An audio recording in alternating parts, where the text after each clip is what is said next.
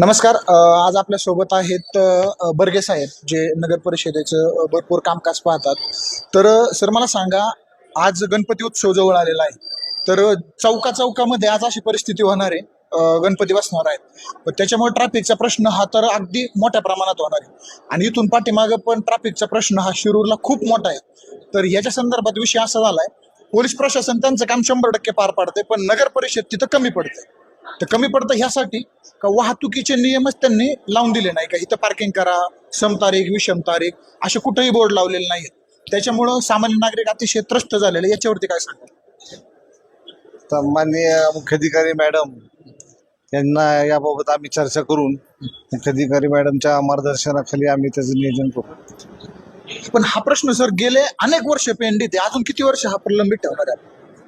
नाही, प्रलंबित नाही. आता आम्ही ऍक्टिव्हिटी करूया गणपती सणानिमित्त मुख्याधिकारी मॅडमशी चर्चा करू. यांनी फक्त काय होते, नागरिकच त्रस्त नाही तर जे दुकानदार आहेत का ते सुद्धा त्रस्त आहेत. ते कसे त्रस्त आहेत? त्यांच्या समोर लावलेली वाहनं, त्यांचा त्यांना त्रास होतो. दुसरं त्यांचं आलेलं गिऱ्हाईक, ह्याच्यावर जर पोलीस प्रशासनाने कारवाई केली तर पोलीस प्रशासनाला सुद्धा शांत बसावं लागते, कारण तिथं वाहतुकीचे नियमाचे बोर्ड नाहीत, पार्किंगचे बोर्ड नाहीत.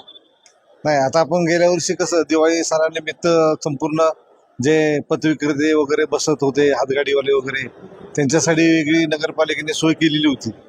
त्या पद्धतीने मुख्याधिकारी मॅडम यांची चर्चा करून काय ऍक्टिव्हिटी करता येईल याचं आम्ही लक्ष देऊ. चला तर हीच शिरूरकरांना एक अपेक्षा आहे. बर्गे साहेब लवकरच शिव मॅडमशी चर्चा करून वाहतुकीचा प्रश्न सोडवतील अशी एक अपेक्षा आहे. पाहूयात किती लवकर हा प्रश्न सुटतोय.